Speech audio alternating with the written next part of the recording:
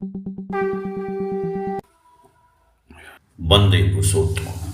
श्री श्री ठाकुर जी के भक्त हुए श्री ब्रजगोपाल दत्त राय, उन्होंने ठाकुर जी की जो बात पुरुषोत्तम जननी में बताई है श्री श्री मनमोहिनी माँ के ऊपर, जिसका 5वां अध्याय अभी मैं आपके सामने प्रस्तुत कर रहा हूँ आश्रम जननी के रूप में, उसके बारे में हम आगे अभी चर्चा कर रहे हैं। इस बार हम उस युग के आश्रम वासियों के विभिन्न अभूतपूर्व कार्यक्रमों के उदाहरण अभी आपके सामने प्रस्तुत कर रहे हैं, जिसमें एक कहानी का वर्णन है।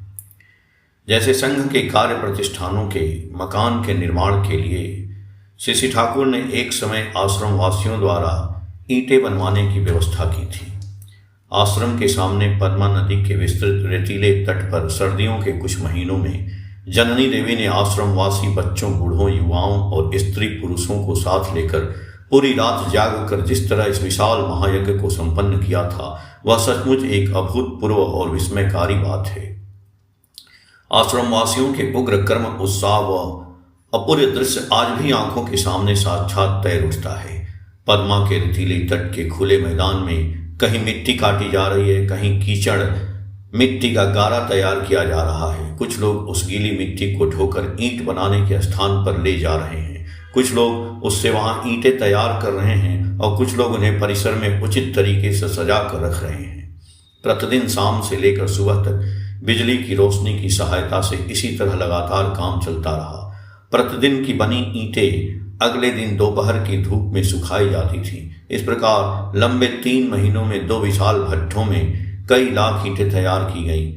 इन कुछ महीनों में जननी देवी श्री ठाकुर और कर्मियों को साथ लेकर दैनिक संध्या प्रार्थना उसी मैदान में ही समाप्त करती थी।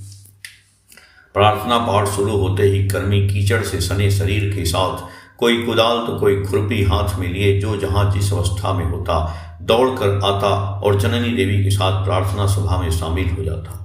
ईंट बनाने के समय श्री ठाकुर हर रोज ही अपने रात का भोजन उसी मैदान में ही करते थे। इधर जननी देवी एक बड़े तसले यानी गमले में दाल भात या दही चूड़ा सान कर एक एक कवल लड्डू नुमा ग्रास प्रत्येक कर्मी के हाथ में देती थी। जितने दिन काम चला, जननी देवी और श्री ठाकुर दोनों ही कर्मियों के साथ पूरी रात जागते रहे और हंसी मजाक तथा ढेर सारी गप्पों कहानियों से उन्हें काम पूरा करने का उत्साह और प्रेरणा देते रहे। पूरे आश्रम की बालक बालिकाओं, युवक युवतियों और वृद्ध वृद्धाओं प्रत्येक ने अपनी अपनी क्षमता के अनुसार श्री ठाकुर द्वारा आयोजित इस महायज्ञ में बड़े उत्साह के साथ यथासंभव सहायता करके खुद को धन्य समझा। इस पुण्य अनुष्ठान की मधुर और संजीवनी स्मृति उस समय के प्रत्येक आश्रमवासी के हृदय में हमेशा के लिए जागृत रहेगी। विभिन्न देश से आए जो असंख्य स्त्री पुरुष उस समय नियमित रूप से आश्रम में रहते थे, जननी देवी उन्हें संतान के समान कितना असीम स्नेह और यत्नपूर्वक पालती थी, वह बताने योग्य नहीं है। उनके खुले दिल के प्यार और सेवा से आश्रमवासी मन के आनंद में दिन काटते थे। हर कोई यही महसूस करता था कि वे मानो अपनी ही माँ की स्नेहमयी गोद में परम शांति और सुरक्षा के साथ रह रहे हैं। इन सभी कर्मियों के पालन पोषण के साथ साथ उनके व्यक्तिगत उन्नति की हर प्रकार की जिम्मेदारी उठाना भी जननी देवी का ही काम था। प्रत्येक परिवार की बहुएं और बेटियां सदाचारिणी, निष्ठावान और भक्तिमती बने, गृहस्थी के कामों में निपुण हों, पति की सेवा, संतान का पालन पोषण और अतिथि सत्कार जैसे आवश्यक कर्तव्यों का पालन करके एक आदर्श नारी बन सकें, इस पर वे तीखी नजर रखती थीं और उन्हें उसी के योग्य शिक्षा देती थी। जिनके आचार व्यवहार और कार्य कुशलता से वे संतुष्ट होती थीं, दूसरों के सामने उनकी खूब प्रशंसा करती थीं। यदि कोई सात्विक आचरण के विरुद्ध जाता था तो वे उन्हें उचित शासन भी करती थीं। जननी देवी चाहती थीं कि स्त्रियां स्वभाव से इतनी विनीत, शांत और सेवाभावी हों कि हर पुरुष उनके मातृ समान मधुर व्यवहार से स्वयं ही मुग्ध होकर उन्हें आदर और सम्मान दे। महिलाएं केवल अपने छोटे से घर के कामकाज तक ही सीमित रहकर संकीर्ण कमरों में बंधी न रहें। जननी देवी को यह कभी पसंद नहीं था। वे अपनी विशेषता को पहचान कर ऊपर उठें ताकि वे विभिन्न विषयों का ज्ञान प्राप्त कर सकें और समाज के व्यापक सेवा कार्यों में खुद को समर्पित करने में सक्षम हो सकें। इसके लिए उन्होंने अपने पुत्र अनुकूल चंद्र के माध्यम से आश्रम में उचित व्यवस्था भी करवाई थी। उस समय आश्रम की कई लड़कियों ने विश्वविद्यालय से BA, BSc जैसी उच्च उपाधियां प्राप्त की थीं और साथ ही संगीत, चित्रकला, सिलाई, कढ़ाई, डाई का काम, नर्सिंग और अभिनय आदि में भी प्रचुर दक्षता हासिल की थी। किशोरों की शिक्षा दीक्षा के मामले में भी जननी देवी समान रूप से उत्साही और तत्पर थीं। आश्रम के बालकों को स्वभाव और चरित्र से विनीत, बुद्धि और विवेक से कुशाग्र, कार्य संपादन में चतुर व निपुण और पढ़ाई लिखाई में मेधावी तथा एकाग्र देखकर उनके आनंद की कोई सीमा नहीं रहती थी। श्रद्धा, भक्ति, ज्ञान, कर्म और आचार व्यवहार में आश्रम के सभी बालक एक जीवंत मनुष्य बनकर उभरें, यही उनके हृदय की आंतरिक इच्छा थी। जैसे परिवार के हर बच्चे, वैसे ही वयस्क स्त्री पुरुष भी अपने स्वभाव और चरित्र में सदाचार का पालन करने वाले, कर्तव्यनिष्ठ और इष्ठा अनुरागी, अपने गुरु ईश्वर के प्रति समर्पित बने। इसके लिए विभिन्न प्रकार से उचित कर्तव्य पालन कराने में उनके अथक परिश्रम को कभी विराम नहीं मिला। आश्रम परिसर के सीमित वातावरण में विभिन्न आयु के पुरुषों, महिलाओं, युवाओं, युवतियों और बच्चों सहित बहुत से लोगों को एक साथ आसपास के घरों में रहना पड़ता था। उनके आपस में लगातार बेझिझक मिलने जुलने से किसी भी प्रकार की अशिष्टता या मर्यादा का उल्लंघन न हो, इसके लिए जननी देवी हमेशा कड़ी नजर रखती थी। इसके लिए उन्होंने उनके मन के संयम और शिक्षा की उचित व्यवस्था की थी। आश्रम के सभी लोगों को प्रतिदिन दोनों समय श्री ठाकुर और श्री माँ के साथ लंबे समय तक सामूहिक प्रार्थना में नियमित रूप से शामिल होना पड़ता था। प्रत्येक को इष्ट पूजा और साधन भजन आदि के नियमों का विधिवत पालन करना पड़ता था। सबसे बढ़कर श्री ठाकुर और श्री माँ के निरंतर अमृतमयी सानिध्य का अचूक प्रभाव भी आश्रम वासियों के नैतिक चरित्र की नींव को सुदृढ़ बनाता था। इसके अलावा श्री माँ के विशेष जरूरी निर्देश से हर परिवार के अभिभावकों को तो अपने अपने परिजनों के आचार विचार और चरित्र पर हर समय सतर्क नजर रखनी ही पड़ती थी। इसके अलावा जननी देवी स्वयं भी हर समय सभी पर कड़ी नजर रखकर चलती थी। यहाँ तक कि देर रात को भी वे रोज आश्रम बस्ती में हर जगह छिप कर घूमती थीं और पहरा देती थीं। कभी कहीं भी किसी का किसी प्रकार का अवैध, असंयत या अन्यायपूर्ण आचरण उनकी नजरों में आता तो वे तुरंत कठोर हाथों से उसका निवारण करती थी। श्री माँ के इस प्रकार के निरंतर अथक प्रयास को, उनके अद्भुत कोमल कठोर शासन और श्री ठाकुर के असाधारण व्यक्तित्व के प्रभाव से आश्रमवासी स्त्री पुरुष सभी आपस में उचित सम्मानजनक दूरी बनाए रखते हुए श्रद्धा और प्रेम के सहज पवित्र बंधन में बंधकर स्वाभाविक रूप से बिना किसी कठिनाई के शालीनता से रहने के आदी हो गए थे। जननी देवी का कर्तव्य पालन केवल आश्रम वासियों के कल्याण तक ही सीमित नहीं था। वे आसपास की जनता की सुख सुविधाओं की व्यवस्था करने पर भी निरंतर ध्यान देती थी। आश्रम बस्ती में जो विभिन्न शिक्षा केंद्र, कारखाने और कुटीर उद्योग स्थापित हुए थे, उनसे गांव के बहुत से गरीब लोगों को अपनी आजीविका चलाने में कई प्रकार के पर्याप्त अवसर और सुविधाएं मिलती थी। स्थानीय और आसपास के निवासियों की दैनिक गृहस्थी की जरूरतों को पूरा करने के लिए जननी देवी यथासंभव उचित व्यवस्था करने के प्रति भी काफी सचेत रहती थी। उनके विशेष प्रयास से आश्रम परिसर में रोज सुबह सब्जियों का एक छोटा और सुंदर बाजार लगता था। गांव के भीतर उन्होंने खुद पहल करके कुछ अस्थायी राशन की दुकानें और एक बड़ी हलवाई की दुकान भी खुलवाई थी। इन सभी दुकानों से गृह लक्ष्मी घर की औरतें भी अपने अपने परिवार की जरूरी चीजें खरीदने का अवसर पाती थी। इन संस्थानों में उचित मूल्य पर अच्छी वस्तुएं बेची जाती और दुकानदार गांव की महिलाओं के साथ उचित सम्मानजनक व्यवहार करें, इस पर जननी देवी हमेशा विशेष ध्यान रखती थी। आश्रम बस्ती विभिन्न देशों और विभिन्न वर्गों की असंख्य स्त्री पुरुषों की एक विशाल बस्ती थी। इन निवासियों के बीच आपस में कभी कभी मनमुटाव या झगड़ा विवाद न होता हो, ऐसा नहीं था। जननी देवी ऐसे मामलों में संबंधित सभी लोगों को बुलाकर सबसे पहले उनमें से प्रत्येक की बात सुनती थी। इसके बाद वे उस विषय पर सभी के साथ खुले दिल से खुलकर चर्चा करती थीं और प्रत्येक को उसके गुण दोष के बारे में समझाकर बताती थीं। इससे हर कोई वास्तविक स्थिति को ठीक से समझ पाता था और मन ही मन राहत महसूस करता था। अपराधी को अपनी गलती पर पछतावा होता था और निरपराध व्यक्ति सरल मन से उसे क्षमा कर देता था। विवाद करने वालों व्यक्तियों में से किसी के मन में कोई कड़वाहट नहीं रह जाती थी। विवाद सुलझने के साथ ही उनके बीच प्रेम और सौहार्द का मधुर और सहज संबंध फिर से स्थापित हो जाता था। आश्रम के कर्मी न जाने कितने लोग कितनी बार और कितने प्रकार के अन्याय और अपराध करते थे और फिर कभी अपने अच्छे गुणों का भी परिचय देते थे। अन्याय करने वाले को उसकी त्रुटि के प्रति सचेत करके स्नेह के साथ अनुशासित करना और अच्छे कर्मी को प्रशंसा व प्रोत्साहन देकर संतुष्ट करना जननी देवी के स्वभाव में पूरी तरह शामिल था।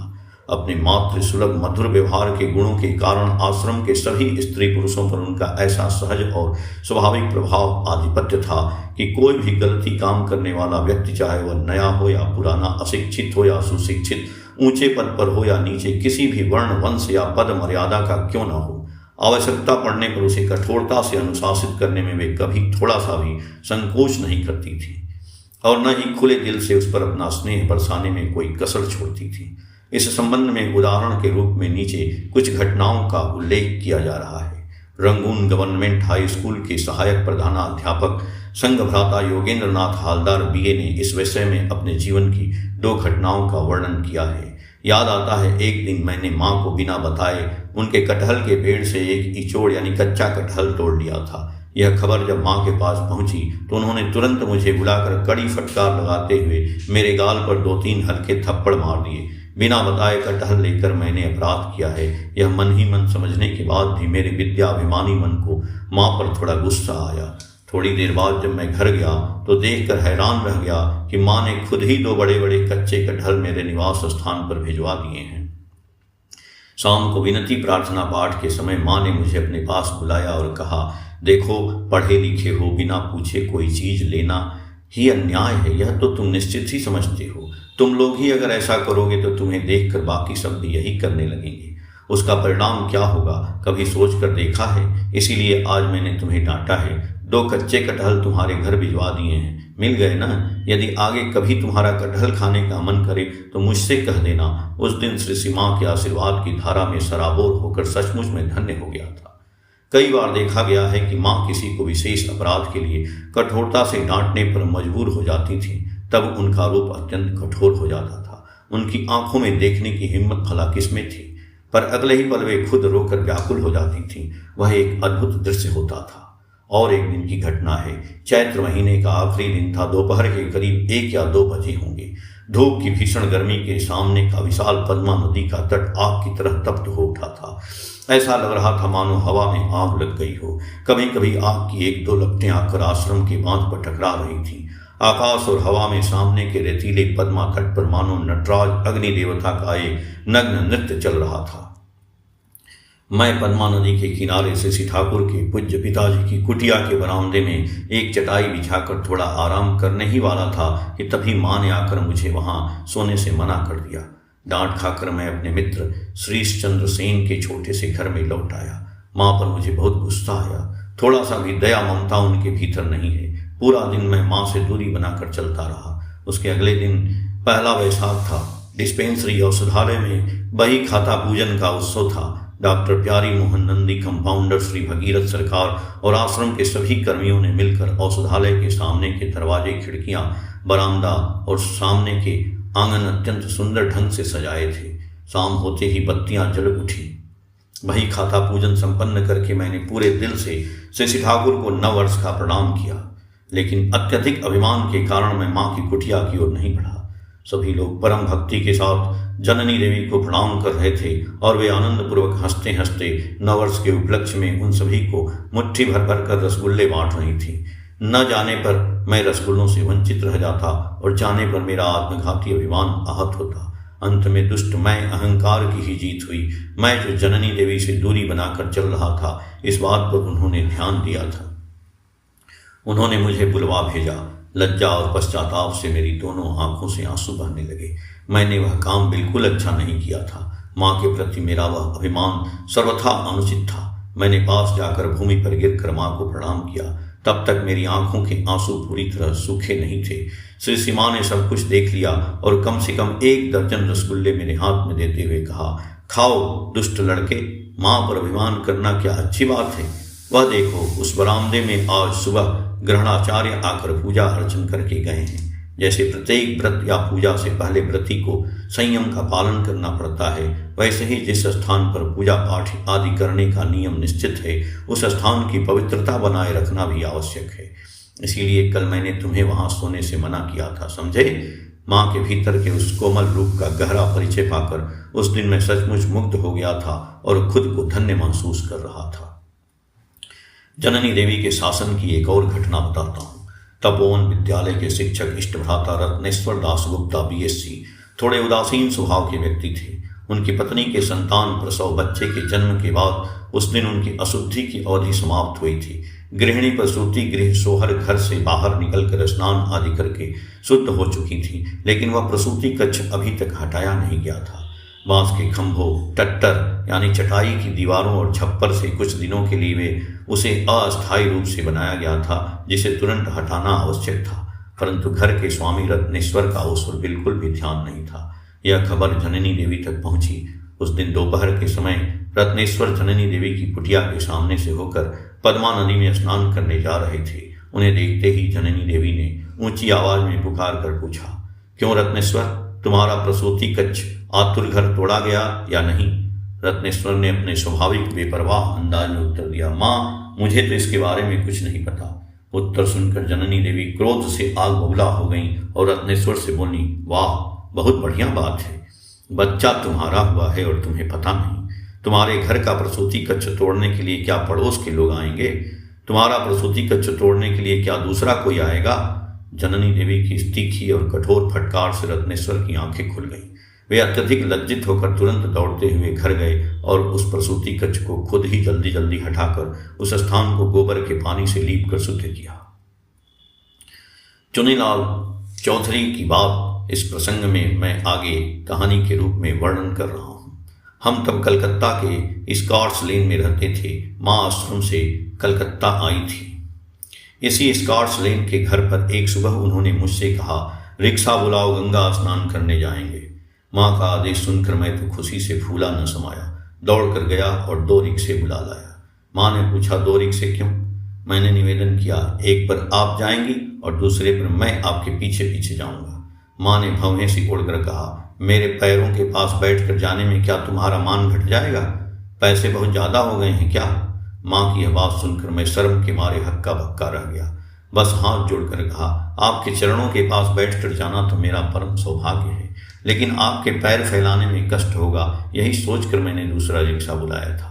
माँ की इस छोटी सी डांट के भीतर स्नेह का एक ऐसा स्पर्श और अपनेपन का ऐसा भाव छिपा था जिसे इतने दिनों के बाद आज भी मैं भूल नहीं पाया हूँ। घटना छोटी थी लेकिन मेरे लिए असाधारण थी, क्योंकि मैं भीड़ में से एक साधारण व्यक्ति था। श्री ठाकुर के हजारों हजार शिष्यों में मैं एक अत्यंत नगण्य व्यक्ति मात्र था। इससे पहले कभी माँ के निकट सानिध्य में आने का सौभाग्य मुझे नहीं मिला था। व्यक्तिगत रूप से उनसे परिचय प्राप्त करने का कोई अवसर नहीं आया था, लेकिन अपरिचय की बाधा उनके पास कोई बाधा नहीं थी। मैं कौन हूँ, मेरी क्या पहचान है, यह सब उनके लिए जानना आवश्यक नहीं था। मैं संतान हूँ, वह माँ है। मातृत्व का यह दावा और अधिकार उनका ऐसा स्वतः स्फूर्त था कि सभी अपरिचितों का दायरा पार करके सबको अपने दिल के करीब खींचने में उन्हें जरा सा भी संकोच नहीं होता था। इस संबंध में एक और घटना है। श्री माँ एक दिन सुबह सुबह टहल कर आई और पद्मा नदी के किनारे स्थित अपनी कुटिया के बरामदे में बैठकर विश्राम करने लगी। कुछ ही दूरी पर लड़कियों के घाट के पास नीम के पेड़ के नीचे लक्ष्मी कविराज की पत्नी बासी कपड़े लत्ते धो रही थी। इसी समय एक वृद्ध आश्रम कर्मी पास की सीढ़ी घाट, जो पुरुषों के लिए निश्चित था, पर न जाकर लड़कियों के घाट पर गए और हाथ मुंह धोकर लौटने लगे। श्री सीमा ने बरामदे से सब कुछ देख लिया। कर्मी के इस प्रकार के अशिष्ट आचरण से वे अत्यंत असंतुष्ट हुई। उन्होंने उस व्यक्ति को तुरंत अपने पास बुलाया और कड़ी फटकार लगाई तथा भविष्य में फिर कभी ऐसा अशिष्ट आचरण न करने के लिए विशेष रूप से चेतावनी दी। गुणी व्यक्तियों का आदर सत्कार करने की घटनाएं जननी देवी के जीवन में प्रचुर हैं। उनमें से केवल एक का वर्णन मैं यहाँ कर रहा हूँ। इष्टभ्राता यतीन्द्रनाथ दास जननी देवी से मंत्र से दीक्षित थे। जननी देवी उनकी स्पष्टवादिता, अदम्य साहस और सरल स्वभाव के कारण उन्हें बहुत स्नेह करती थी। एक समय यतीन्द्रनाथ विश्वविज्ञान केंद्र भवन के एक कमरे में रहते थे। एक दिन उनकी अनुपस्थिति में किसी ने उनके बिस्तर और सामान को उनके कमरे से बाहर फेंक दिया और कमरे पर ताला लगा दिया। यतीन्द्रनाथ इससे बहुत दुखी हुए और यह मामला जननी देवी के पास निवेदन किए। जननी देवी यह सुनकर अत्यंत क्षुब्ध और व्यथित हुई। उसी दिन उन्होंने राजमिस्त्री को बुलाकर एक अधूरे घर को जल्दी से रहने योग्य बना देने का आदेश दिया। जब तक वह पूरी घर तैयार नहीं हो गया, तब तक श्री सीमा रोज खुद उपस्थित रहकर उसके काम की निगरानी करती रही। घर का काम यथासंभव शीघ्र पूरा करवाकर और यतीन्द्रनाथ को उसे रहने के लिए सौंप कर ही उन्होंने राहत की सांस ली।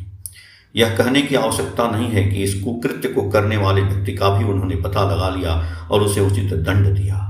आश्रम के कर्मी जननी देवी से जितना प्यार और भक्ति करते थे, उतना ही वे उनसे पर्याप्त डरते भी थे और आदर व सम्मान बनाए रखते हुए भी कई बार हट करके उनके साथ खुले दिल से खुलकर मिलते जुलते थे। जननी देवी भी उन्हें अपनी संतान की तरह ही स्नेह करती थी, शासन करती थीं और बड़े आनंद व उत्साह के साथ आदरपूर्वक उनकी हर जिद पूरी करने की असीम आत्मसंतोष का अनुभव करती थीं। इस प्रसंग में कर्मियों के आदरपूर्ण परंतु बेझिझक आचरण और जननी देवी की स्नेह भरे मधुर आदर सत्कार की कुछ मनोरंजक कहानियों का उल्लेख मैं आगे कर रहा हूँ। इष्ट भ्राता इंदुभूषण आयुष ने कहा है, एक समय हम कुछ कर्मी, मैं, मेरा छोटा भाई फड़ी, इंदु मित्र और भूषण चक्रवर्ती आश्रम के गृह निर्माण विभाग में एक साथ काम करते थे। हमारे खाने पीने की व्यवस्था आश्रम सेविका श्रीमती सरोजनी जोयारदार माँ के घर पर थी। श्री ठाकुर के निर्देश पर वे रोज सुबह हमारे लिए दाल भात और एक सब्जी बनाकर रखती थी। हम भोजन आदि करके नियमित समय पर काम में लग जाते थे। जननी देवी रोज सरोजनी माँ को अपने भंडार से हम चारों के भोजन के लिए कच्चे वजन का 1.5 सेर चावल देती थी। हम रोज ही उस 1.5 सेर चावल का भात तो पूरा खा ही जाते थे, इसके अलावा सरोजनी माँ का भात भी समाप्त कर देते थे। सरोजनी माँ इसकी कभी कभी श्री ठाकुर के पास जाकर शिकायत करती थी, लेकिन हम इन सब बातों के बारे में कुछ भी नहीं जानते थे। एक दिन श्री ठाकुर ने श्री माँ से पूछा, क्यों माँ, तू इन्हें कैसा चावल देती है कि सरोजनी रोज मेरे पास आकर शिकायत करती है कि वे लोग उसका भात भी खा जाते हैं। यह बात सुनकर श्री माँ बहुत क्रोधित हो गई और गुस्से में बोली, यह क्या बात हुई? मैं तो 1.5 सेर चावल देती हूँ, फिर भी उनके लिए पूरा नहीं पड़ता। ठीक है, कल मैं खुद उन्हें खिला कर देखूंगी। श्री माँ यह कहकर चली गई। अगले दिन श्री माँ के घर पर हमारे भोजन का निमंत्रण था। सरोजनी माँ यह समाचार सुनकर रोते हुए व्याकुल होकर हमसे बोली, देखो बच्चों, मेरी लाज रख लेना। हमने उनसे कहा, हम क्या जाने, हमें तो जैसी ज़रूरत होगी वैसा ही खाएंगे, लेकिन अगर परीक्षा देनी ही पड़ी तो ठाकुर की कृपा से हम परीक्षा पास कर ही जाएंगे। हम रोज आमतौर पर सुबह 8-9 बजे खाकर काम शुरू करते थे। उस दिन सुबह सुबह अभी 7 भी नहीं बजे थे कि माँ के घर से हमारे भोजन का बुलावा आ गया। हम सब एक साथ खाने बैठे। श्री ठाकुर उस समय थोड़ी दूर एक घर के बरामदे में एक बेंच पर बैठे हुए थे।